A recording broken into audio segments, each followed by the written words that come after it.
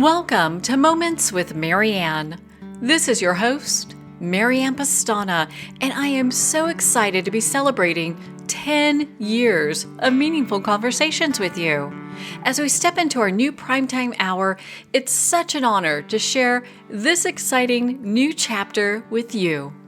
So whether you're starting your day out, headed to work, or listening from wherever you are, this hour is designed to bring you thoughtful dialogue, fresh insight, and inspiring stories so you can make every moment count. So thank you for being here with me today, and let's dive in. We're here today with special guest, retired Major General Mark Musick, who's here to share with us his book, Boxes: The Secret Life of Howard Hughes. So what if one of history's most famous billionaires pulled off the greatest disappearance of the 20th century? I think that would be something you want to know about. I definitely know I do. And today's guest is here to share with us just that. Mark Musick retired from the military in 2008 at the rank of Major General. In 2002, Mark met Eva McLelland, who told him a secret which she had not divulged to anyone. However, since her husband of 31 years had just died, it was time to share that with somebody. So welcome to the show, Mark Musick. Well, Marianne, thank you very much. I'm looking forward to this. Well, I have very much been looking forward to this discussion too. I mean, your book is so compelling.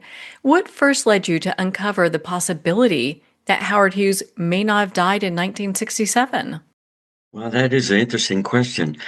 I met a lady named Eva McLelland through a nonprofit that I was working with, actually. And I knew her husband had just died a couple months before I met her. And when I met her, it was January of 2002. And she said, "Mark, there's something I want to tell you." And I said, "Well, Eva, what might that be?" And she said, "I was married to Howard Hughes." Now, this is craziness. This is craziness because Howard Hughes died 25 years ago. And that's what I said. I said, "Eva, Howard Hughes died 25 years ago. What are you talking about?" She said, "Well, that's what they want you to think." And she started telling me this story, which I didn't actually believe for 4 years. I thought she was crazy. I thought this can't possibly be true. I thought anything but that this was true. And she really started relaying it to me as this. In 1969, she was working in a military base in Panama, and she met a tall, handsome gentleman. This is November 1969, a tall, handsome gentleman who had aides around him all the time and doing some kind of business. They got to know each other. They enjoyed each other's company, and they traveled a little bit. And he said his name was Nick Nickley, and he was 6'4". In December 1969, he disappeared. And 2 months there, December 69, January 70, he was gone. He was not in Panama anymore. His aides were not there anymore. In February 1970, Nick returns, and they get to enjoy each other's company some more. And she asked, "Nick, while you were gone, what were you doing?" And he said, "Well, I had some business to attend to in the States." She said, "While you were gone, I felt like I was being followed." And he said, "You were being followed. In fact, we've checked out everything about you." It was in March of 70 in Panama. He took her to the nicest jewelry store in Panama and buys her an engagement ring, a 2-carat engagement ring. They are now engaged. She says, "I'd like to meet your buddies, your friends that you're doing business with." And he says, "No, that's way too risky. We can't do that." But he says, "I do need some help from you, and that is to sign my name." And he gave her the name, but it wasn't Nick Nickley. It was the name Verner Nicely. So she practiced Verner Nicely. And for the next 31 years, she signed his name whenever he needed to be signed.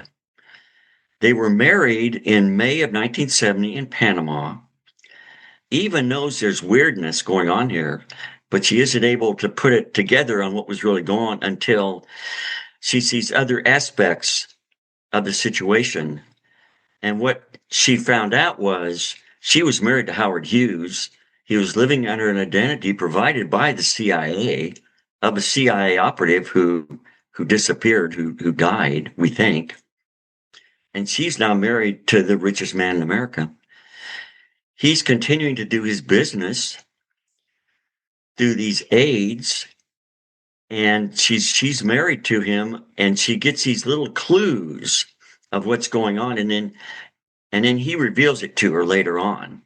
He reveals it, I am Howard Hughes, and everything then becomes clear in her mind of what's really going on here. What a remarkable story. I mean, what was the research like for this book? It must have been tremendous. Went through all kind of places to investigate. We had all the military records and all his medical records from the previous life of the man identity that he took. And then he spent some times in some hospitals too, and we got those medical records. We then went back and talked to family members of the gentleman's identity that he took, Verner Nicely, talked to his brother, talked to his son, and that information just continued to add into what Eva had told us. Verner Nicely was born in 1921. He went in World War II. After World War II, he joined the CIA. This was the late mid-50s, joined the CIA and was working counter-drug missions into Colombia out of Panama. And as far as we know, in 1967, 68, he just disappeared. We don't know what happened to him. But his family confirmed that he disappeared somewhere. They don't know exactly what it was. He was 5'11". We have his military records and all about this gentleman. He was 5'11", and now Howard Hughes comes up with this identity of the same man, and he's 6'4". So we did that. We went back to where they lived. We went back into Alabama. They lived in Arizona for 2 years, went back there. Everything that Eva described was exactly the way it was. Eva had a very, very good memory for details, and she was able to relay these details without any variation at all in any of them, and many times using the exact same words from time to time. It took, as I said, it took me 4 years. I just didn't believe this. I started reading every book that I could on Howard Hughes, every magazine article that I could about Howard Hughes, and found out his later life there in 72, 73, 74 was very, very strange to the point that the media or the public would never figure it out, because it goes back and forth between this long-haired, long-fingered, drug-addicted guy who was a stand-in. That was a stand-in for Howard, and a commanding, charming Howard Hughes who met with the governor of Nevada, various bankers and things like that doing business. And it goes back and forth between these two that you cannot figure out what was really going on. And Eva began to put the story together and put it all together. It was in 75 that he revealed it to her, and she said, I knew at that point exactly what the situation was. And then after that time in 75, they're living in Navarro Beach, Florida. She could ask him any question. His hands were burned, his feet were burned, and his head was left side of his head was damaged from an aircraft accident that he had in 1946. So he carried those burns the rest of his life. And Eva would talk to him about flying the Spruce Goose, flying the Hercules. That was 1947, about doing that. And he would talk about his childhood, growing up in Texas, his parents, his grandparents, everything that's associated with Howard Hughes. She would listen to and take in. And then there's other people who confirmed this also for us. There's a chapter in the book about a lady named Dee Dee. That wasn't her name. She was afraid to let us use her name. But he revealed to Dee Dee about him being Howard Hughes too. She didn't believe it at first either. until she put the story together and then figured out it's absolutely true. So why did was it reported that he died and then he had this life switch? He took on another identity. Howard Hughes, this is a very good. Howard Hughes is a very reclusive man. He was a very, very private man. He did not like recognition. He did not like being in the forefront of things. He was in the 30s. In the 30s, he had many aviation feats, which he accomplished significant aviation feats. And that brought great recognition to him. Then he made movies, made a bunch of movies in the 30s and the 40s. So he became a very visible man, but that wasn't his personality. He wanted to remain behind the scenes. He wanted to remain private. He was a germaphobe also, very much a germaphobe. So he was afraid of getting germs. And so he felt more comfortable hiding than he felt in the public. That is just so remarkable. Can you share one of the stories with us that you uncovered? Well, let me see. The point that I came to believe this, it was the summer of '06, and I had met Eva multiple times in person and on the phone, discussed many, many times. And I said, Eva, do you have a picture of Nick? And she said, well, he never wanted his picture taken, but I think I do. And Eva was living in an apartment and had a bunch of boxes, and she basically was living out of boxes, which is the name of the book. She had a bunch of boxes, and she started going through these boxes, and she found about 2 or 3 pictures of these little 3.5 by 3.5 pictures that used to be taken of a man standing a long ways away. So you couldn't really see him at all. You couldn't recognize him at all. And I said, Eva, can I have these pictures? And she said, oh, yes, you can have them. She gave them to me. And at this point in time, I was actually talking to a police detective in Dallas and asking them about this story. Do I believe this or not? How do I tell if this story's true or not? And this detective, she said, if this lady gives you something, it's true. If this lady never gives you anything, it's not. And in essence, Eva gave me everything. I have all the pictures. I have those pictures. I have all the pictures. I have all the medical records. I have their wedding certificate. I have everything that she had. We went and got medical records from a VA, which he was spending time in at the end of his life in Montgomery, Alabama. We have those medical records. Everything comes together to paint the picture of what this guy did. But that was the point that I really decided this is real. And up to this point in time, I wasn't really sure of that.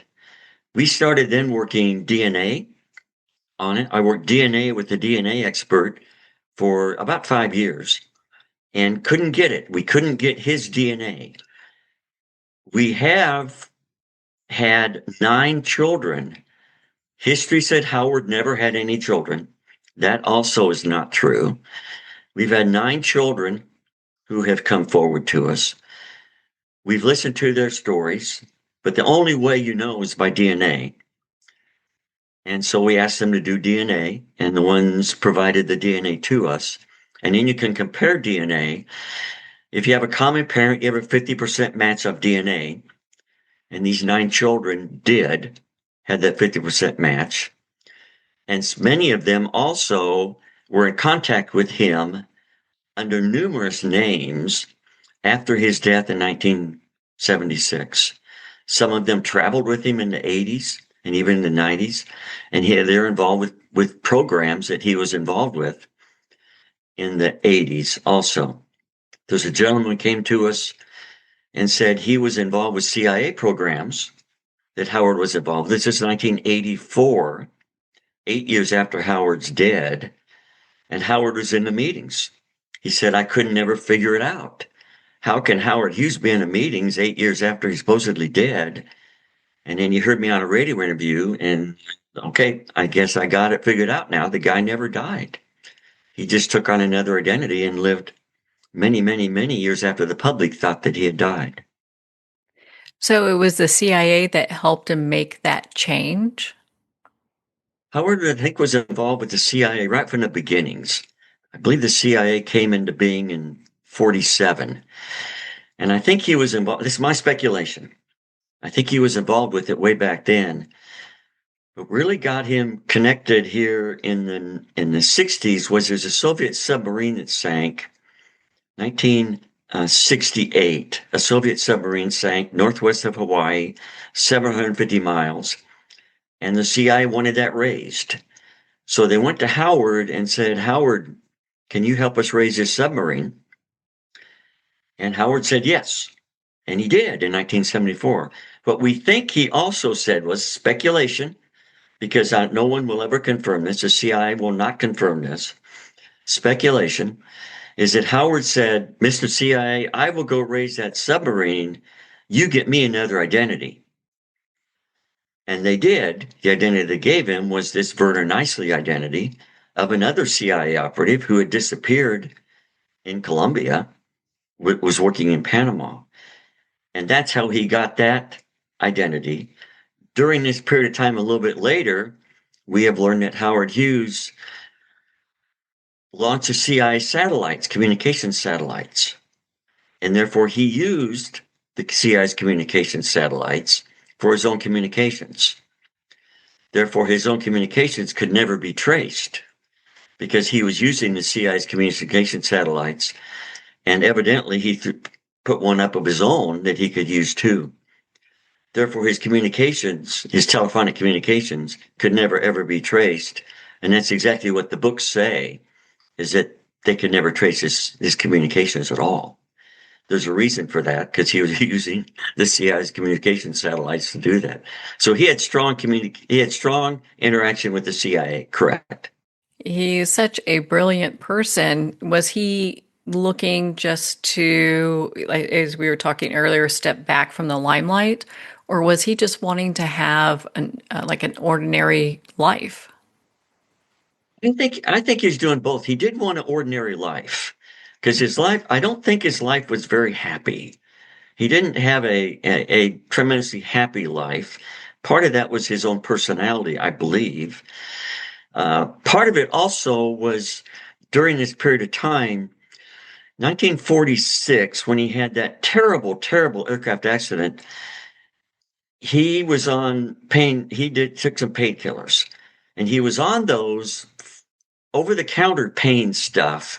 Even when Eva met him in 69, she knew he was taking something. It wasn't prescription, it was over-the-counter, because his personality would change very, very quickly. He could change from a very personable, charming man to just a verbally vicious man. And Eva recognized this. He spent 3 months in a VA hospital in Prescott, Arizona. She moved to Arizona in June 1972, and he came there shortly after, which they lived almost 2 years in Arizona, sometimes in Flagstaff, sometimes in Prescott, sometimes in Camp Verde. But they lived there, and she thinks he went in there to get off this pain medication, and probably did. He probably did accomplish that while he was there. But he did not have a very happy life, I must say. He grew up, his parents didn't want to spend time with him. He did not have a happy childhood. His parents wanted to get rid of him, and so they sent him to boarding schools. During the summer, they sent him to live with his grandparents in Keokuk, Iowa. And his parents fought like cats and dogs. And then his first marriage was in 1925 to 1929 to a lady named Ella Rice. And that was arranged marriage, which wasn't good at all. It was not good from the start. And then married Jean Peters, a movie star, in 1957. Jean Peters never saw him after 1966. They were divorced in 71. So the last 5 years of the marriage, they never interacted, evidently. That's what the books say, and I think that's probably right. So he never had a happy life. I think he really enjoyed Eva. Eva knew when to press things and when not to press things. She knew when to ask questions and when not to ask questions. She was a very, very remarkable woman. When I met her, I was impressed with her memory. And also she liked chocolate, she liked Pepsi, and she liked classical music. And Eva was a very, very impressive woman. And everyone that met her thought the same way. They were very, very, very, very impressed with her and her personality. And I think he was too. And it gelled. It gelled. And there'd be times during the 70s when she couldn't take him anymore to his personalities, and she would just leave. She'd just leave for 4 months, 6 months, 8 months at a time. But they'd always get back together. He would say, Eva, Eva, come back, come back, come back. And they'd always get back together, no matter how hard it was for her to put up with him. And then there'd be times through his personality quirks that she would again just leave. But they always got back together. This is really a love story, if you look at it. It's really a love. She loved him, and I think he loved her. And that's why they stuck it out for 31 years. And she took care of him right up to the end of his life. She took care of him. What was the end of his life like as he was living as another person? The last few years, they were living in the woods in Alabama. They had 11 acres of wooded property in Alabama and very separate from around him. Very, very private. He did not leave there very much. There were people that came and visited him. He would send out a postcard and someone would come visit him. And Eva knew these things. Eva knew that there was people who came and visit him, and he'd just be gone for a while. Later in life, 1993, Eva noticed that the left side of his head had some damage to it. Now, this was a result of the aircraft accident in 1946. And he developed cancer on the left side of his head that he would not do anything about. She asked him, when are you going to do something about it? He said, well, I'm busy. I'm busy. I'm busy. I'll go do it someday. Well, someday never came. And it got worse and worse and worse. And so he developed a fairly significant cancer growth on the left side of his head. He started using the VA in Montgomery, Alabama in 1999. He went in under the benefits of the gentleman he was using, name he was using, Vernon Nicely, who did have military benefits. Howard, of course, didn't. But he was using his identity, so he uses his benefits and went in and was in and out of the hospital, the VA hospital, quite a bit in 99, 2000, and 2001 when he died. Eva called me up. This was probably the summer of 2001. And Nick had just returned. They were living in a trailer in the woods in Alabama. And Eva called me up and said, my husband, he's having a hard time getting into the trailer.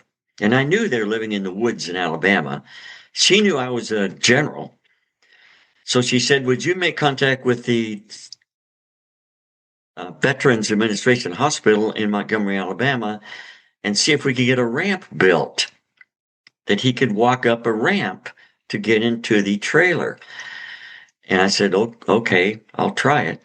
So I called up the director of the hospital in Montgomery, Alabama, as General Musick, and got a ramp built for him. Whether I was an influence in that or not, I'll never know. But as I got the records from the hospital, it's got that all in there. The General Musick called up and asked for the ramp to be built for this place, wooded area in Alabama, and it got built. So I think Eva appreciated that very much. He was able to live a few more months in this trailer, and then they had to move they actually moved into kind of an assisted living or a small apartment. And then they finally ended up in Dothan, Alabama, in an apartment in Dothan, Alabama, and that is where he died.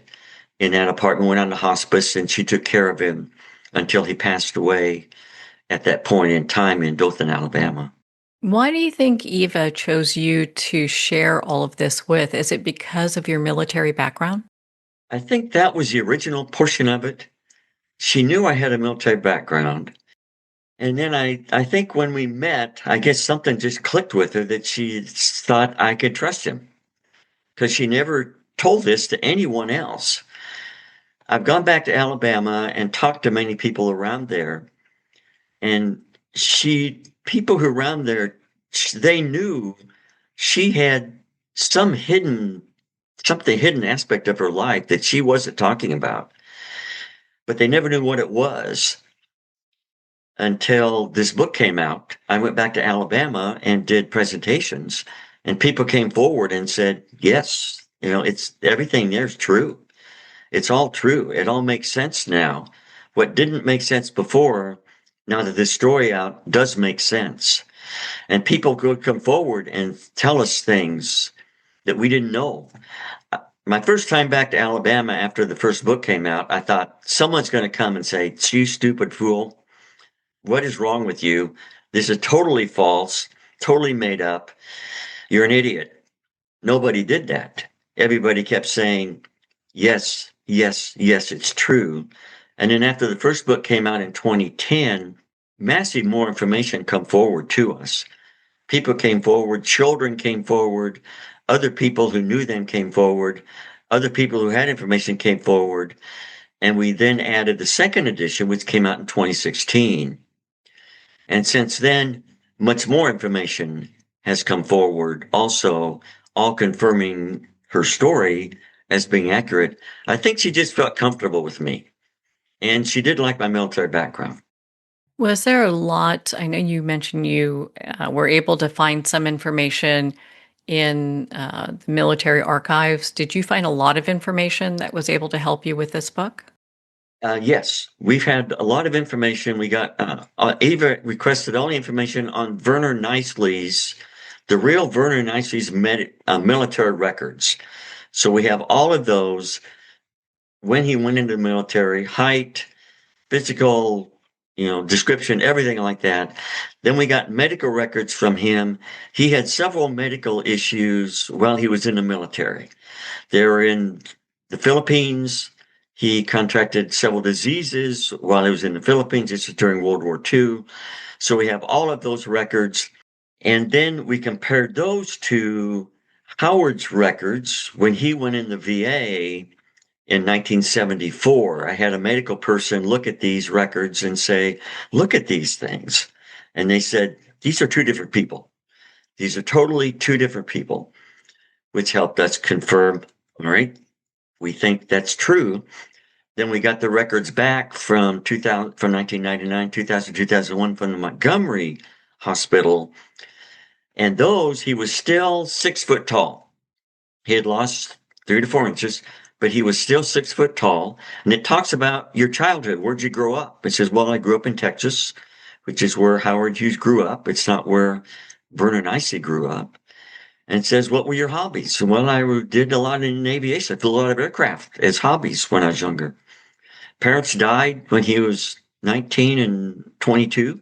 His parents died when he was very young. Everything in these records reflects Howard Hughes. Nothing in these records reflect Vernon Nicely. Then we had people look at pictures. We did some photographic analysis of it.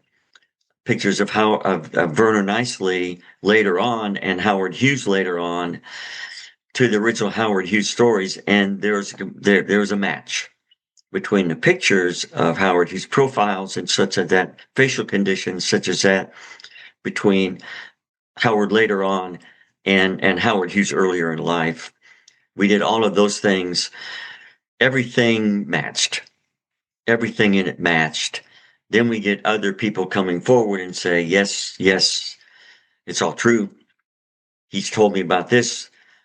Children have come forward with indications that they had talked to another name that we know 4 names that Howard used throughout his lifetime, starting in the 30s. He was using fictitious names in the 30s. Then we know about in the 70s, 80s, and 90s, he was using other names. He also had people who looked like him show up in meetings. So they had people who looked like Howard Hughes show up in meetings, and there would be this man who resembled Howard. It wasn't the long-haired, long fingernail guy. That's another man. So Howard had confusion everywhere he went. He threw confusion into the situation so no one would know the truth. He was a master at confusion. Therefore, no one would know the truth of what's really going on with this man's life. And he succeeded tremendously. So it sounds like Nick Howard Hughes and Eva lived in very simple accommodations. Did he lose his fortune when he, quote, died? No, he did not. That's a very good question. He still had money. He had access to money. He knew that this stand-in that he brought, the stand-in was 20 years older, this long-haired, long-fingered, drug-addicted, bedridden guy. From what we've learned of him, he was actually a friend of Howard's who was 20 years older. And he shows up in 69 and runs through that. They even had meetings with him. They'd say, oh, Marianne, you're going to be meeting with Howard Hughes. And you come back and say, well, what was it like, Marianne? And he said, well, he was a tall man. He had long hair. He had long fingernails. His breath stunk. He had body odor. His teeth were rotted. And they would say, that's him. That's Howard. You met with Howard. Then that description would go out. But that wasn't Howard. And so he loved this confusion throughout everything that he did. But he had a guy who looked like him, and he would send him into meetings. And so there'd be a meeting, an aviation meeting somewhere, and this guy would show up in the back of the meeting. And they'd all look around. Oh, there's Howard in the back of the meeting. This guy turned around, just disappeared. And then he had this other guy who was the long-haired, long fingernail guy, the drug addicted guy, and he was a drug addict. They just provided food and drug for him for the remainder of his natural life. And he was one who died in 76. Interesting thing on that funeral. Interesting thing. They got that body in the ground in less than 48 hours of death. The service was 4 minutes. So you have the richest man in America. The richest man in America has a 4-minute funeral, and the body is buried in less than 48 hours. At the funeral, there was 23 people. There weren't any medical people who had helped him. There weren't any aides who had been with him. There weren't any business associates. Nobody. There were 22 family members, most of whom Howard hadn't even met. And who was the 23rd person? CIA. A guy named James Angleton is the 23rd person. And it's very evident looking back at it, that James Angleton's job was to get that body in the ground. Get that body in the ground as quickly as you can get it in the ground. And they did it. They did it. And he's buried and done with in 48 hours after he died. Of course, that was the stand-in who died.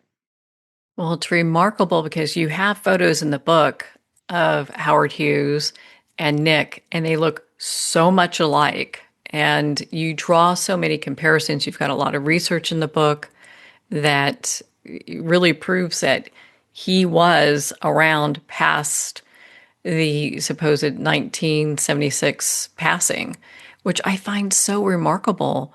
When you were researching the second part of his life, was there anything that I'm sure all this surprised you, but was there anything that really stood out? I think the things that stood out was just how private he was and how he could control things. One son relayed many different instances to me, and he was interacting with him in the 70s and the 80s and the 90s. And he said Howard was not a material man. Material things meant nothing to Howard. as evidence of living in a trailer in the woods. He said what was important to Howard was power and owning power. Owning power to Howard meant controlling presidents. He said Howard owned Richard Nixon. He flat out owned him. And he tried to control Nixon and couldn't in some ways. And he thought he could. And Howard was involved with Watergate. None of this is what's ever gotten in the news, as many portions of history really aren't true.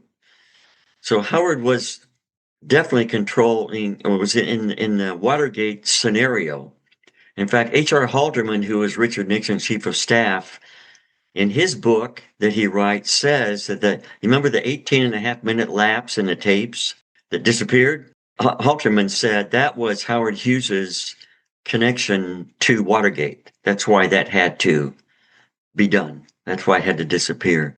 But in visiting with multiple of these children, they brought insight into things that you're never going to get in any other way, because they told and relayed situations to me that is no way what's in a public domain. Were there some children that were closer to him than others? Yes, there were. The one that comes closest to mind was a daughter named Jean. Jean was born in 1926, believe it or not, lived in Kansas. Howard was 21 years old when she was born. She lived in Kansas. And Howard interacted with her up until the time of in her teens. And they would travel together. He would take her to plays. He would take her to sites that he was doing movies in. He would take her to trips during the summer. And he interacted with her quite a bit, more than any of the other children that I am aware of. He did, I think, was in contact or knew where his children were. I don't know how he did this. I don't know how he accomplished this, but he seemed to know where all of his children were. He never did anything to financially support them in their lives. He did seem to give money to their parent that was raising them, or the parents that were raising them. He seemed to give money to them that I can figure out, because some of them, the children said, had money somewhere, but it seemed to be from a job or anything like that. But he did interact with some of the children more than others, maybe because of their ages, maybe because of his ages, maybe he had more flexibility in the 30s and early 40s to interact with Jean than he had later on in his life to interact with some of the other children. Did he keep the fact, in your opinion, I think this is just an opinion thing, or maybe you have information on this, did he keep the fact that he had children secret because his connection with the CIA? This is my speculation, because nothing has said this and nothing has ever been written on this. I think he was afraid his children were going to be kidnapped. He had seen Lindbergh's child kidnapped, richest man in America, money any way he wanted it, he had it.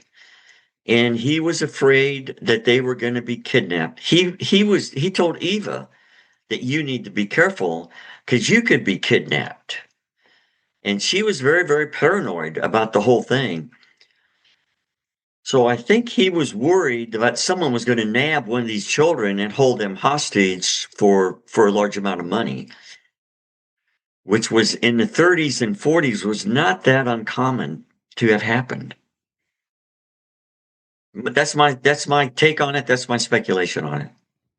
I find that so fascinating. And it's interesting. In your book, you talk about how he would answer the phone But he would just pick it up and put it to his ear until he recognized the voice that was speaking. He wouldn't say anything. Eva relayed this to me because I talked to Eva on the phone multiple times, and this was before I met her in person, and she said, there's problems with her husband's birth date, and he'd never talk on the phone, and all of these things. It's kind of like, oh, geez, you know, what's going on here? They had an apartment in Panama, and he had an office, and she had an apartment, and she would sometimes go into the office. And she said there was always a cup of water, a cup in the sink with water dripping into it. And she never could figure out what that was all about. But whenever he would leave that office, he would leave a cup in the sink with water dripping into the cup. If that was some kind of a signal that someone went in there, or that someone turned it off and he would know someone went in there. I don't know what that's all about. But to me, that's some kind of a CIA, cover up signal too for something, but I don't know what it means. So there's several things that he did that was connected to the CIA. In the defense of him, Howard did many things for the country that he saw they just needed done. And one of them was, and this is not public information, one of them was the Berlin airlift. He helped fund the Berlin airlift with his own money to help move goods and supplies into Berlin. That was 1948, I believe it was.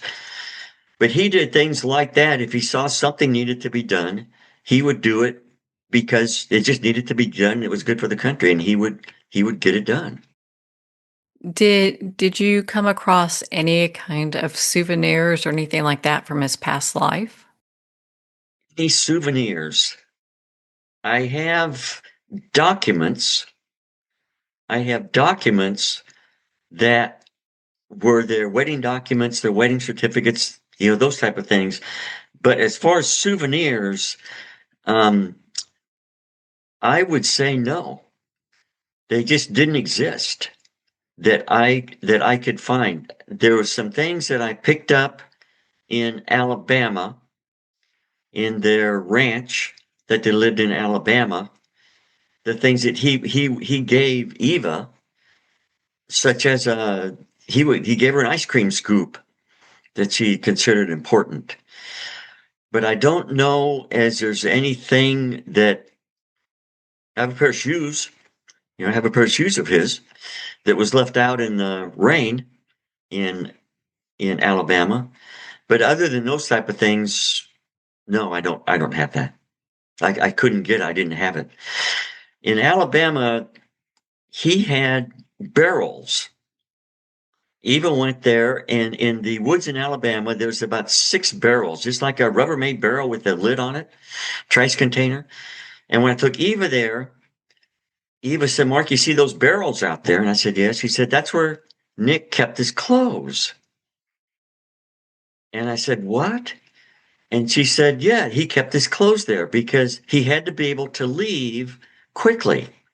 They could bring in a pickup, throw him in the seat of a pickup, throw these 6 barrels in the back, and he could be gone in 2 or 3 minutes."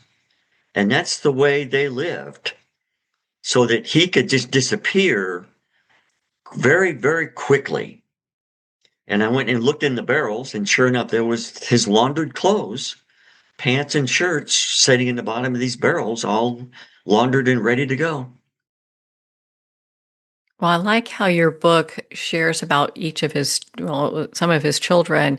It was interesting how John McDonald looks so much like him.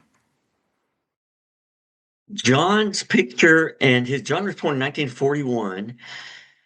John's picture and Howard's picture, it looks like the same man. It looks very much like the same man.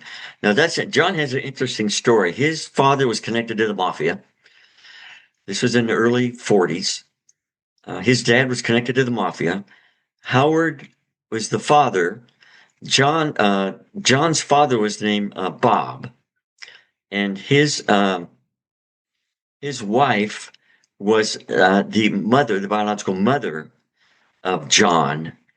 Howard was the biological father, and Bob had a pretty rough life of it and died early. John was raised after that, but his father had noon meals with the mafia. And Howard also, these are Sunday noon meals. Howard was also invited to these meals in the early 40s, 1940 to 45, 46 or so. So Howard now is linked into the mafia with these meals of the John's father and mother. And then later on in the 60s is when Howard buys all of his hotels. He bought 6 hotels in Las Vegas from the mafia, paying more than what they were ever worth. So Howard had mafia ties also back into the 40s that went into the 60s also. I don't know where those things were all connected, except those two events seem kind of strange that they're all interlinked with the same guy. There's probably more mysteries there that we don't know about that are yet to be uncovered, right? I think there's a lot still to uncover on this one. Yes. What would you like readers to take away from this book? The conclusion we have with this book, when I do presentations, it's you decide for yourself. Here's the facts. Everything in that book is true. It's hard to believe if you've never heard it before because it's not what you've ever been told. So you got to get your head around that this is different than what it's been told, and then you decide for yourself. I've decided that everything in there is true. If it wasn't true, I would not put my name on that book. But everything in there is absolutely true, and we can back it up. If we speculate, we say we're speculating. And so we kept it that way on there. But it's kind of like read the book and you decide for yourself if this is true or not. And I think there's enough facts in there that you're probably going to say, this makes more sense that it's true than not true. And that's kind of the best description I've heard of this. I think makes more sense that it's true than it's not true. And the story is much bigger than what we've got in that second edition. What a remarkable story. Well, Mark, where can our listeners connect with you and be part of your community? Well, my email is very available. It's musicksm@aol.com. And I'm willing to talk to anybody. I've had people call me day or night. My phone number is 402-217-5475. The book is probably most easily available on Amazon. If you just go Google boxes, The Secret Life of Howard Hughes, and Musick, Musick, the book is probably the best available there. It's funny how I get inputs from things like this. Someone makes contact with me and tells me something that I didn't know before. It's kind of additional information. Now, whether we use it or not is kind of how can we back it up? If we can't back it up, we're probably going to not use it. So we need to be able to back it up, or maybe they confirm something that we've heard somewhere else.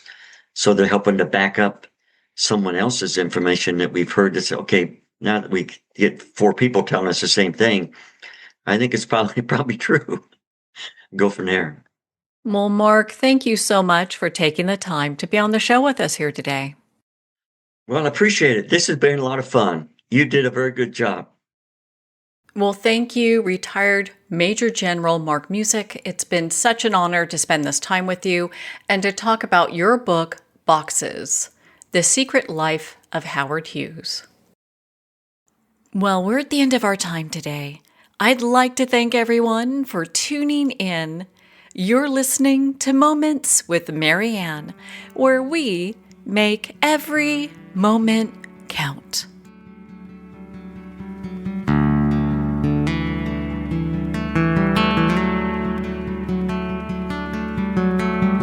In a single moment, your life can change. Moments with Marianne is a transformative hour that covers an endless array of topics with the best of the best. Her guests are leaders in their fields, ranging from inspirational authors, top industry leaders, and business and spiritual entrepreneurs. Each guest is gifted and a true visionary, a recognized leader in her own work, and while teaching others to develop, refocus, and grow, Marianne will bring the best guest and sometimes a special surprise. Don't miss this. You never know just which moment will change your life forever. Make sure to tune in and visit momentswithmarianne.com for more information.